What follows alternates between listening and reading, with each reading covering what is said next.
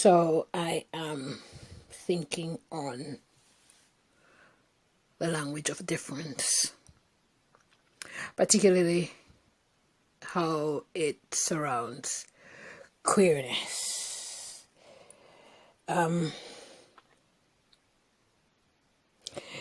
The idea of coming into puberty, coming into maturity, or at whatever stage of your life you discover, explore, create, lean into your sexuality. The way the language is designed to describe it speaks from a standpoint of what you're not.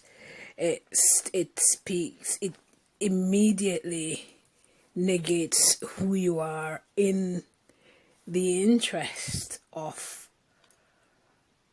a normative narrative that immediately erases you. It incorporates things like, when did you know you were different? How did you realize you were not like other people? But the whole notion of humanity is a whole galactic experience of difference. And we're all different. Everybody is different. So essentially,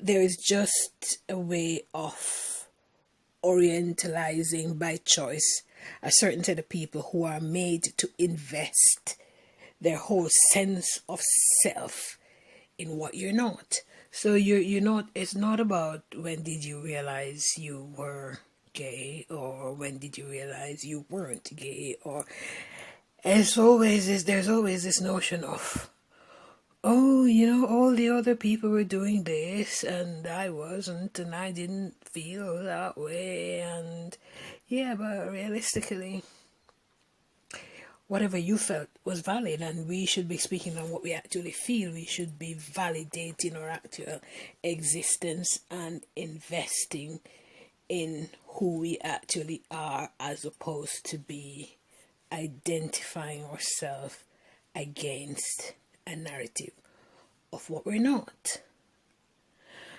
And at the same time, we go about decrying orientalization and othering others, we still wrap our whole identity in this language that actually totally negates our very existence for what is a supposedly normative thing, that when it is lifted isn't very normative at all.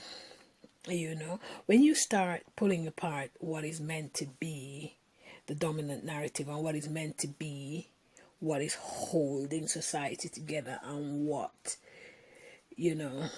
whatever is the philosophy that underpins it, whether it's Christianity, whether it's, well, I shouldn't say Christianity, I meant religion in general. I do tend to sort of, probably by virtue of colonization, speak to Christianity more than to other religions. Whatever it is that underpins the notion of, heterosexuality being the way, we do tend to latch onto that and call it normative, even if we do not subscribe to the other things. I mean, there's all this, argument about the perpetuation of the species and shit, but Christ, look around you. I don't think we have any problem with the perpetuation of the species. I don't think our problems lie there at all. I don't think that there is any time soon when we need to worry about whether or not enough humans exist on this land, and whether or not there will be an adequate amount of procreation to carry the species on. So that's just an argument of distraction, an argument to unseat you an argument that really makes no sense in the face of actual evidence, despite the fact that it can be held up by a very real logic. So I don't know, I'm just thinking about the fact that we need to find other ways, a new language to give young people, a language that validates who young people are from the start, a language that says I am, not a language that says I am not. You know, a language that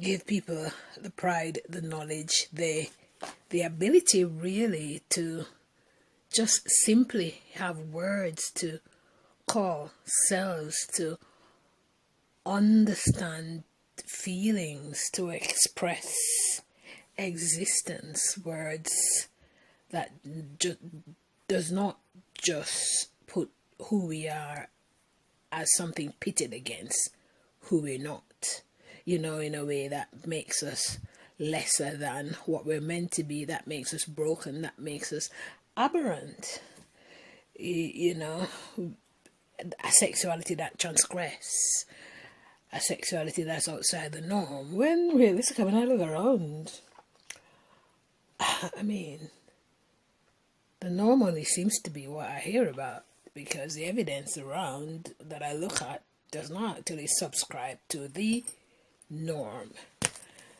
So, don't know, just thinking on that, and just thinking that it's time we stopped expressing sexuality and sexual discovery about orientations from the standpoint of what it's not, and start helping young people in the interest of people having strong sense of self and knowledge of identity that they can be proud of, can hold on to, can develop and can grow in. It's time we start expressing ourselves in ways that validate who we are, as opposed to ways that negate who we're not. I mean, ways that validate as opposed to ways that negate. You know what I mean? You know what I mean? Okay.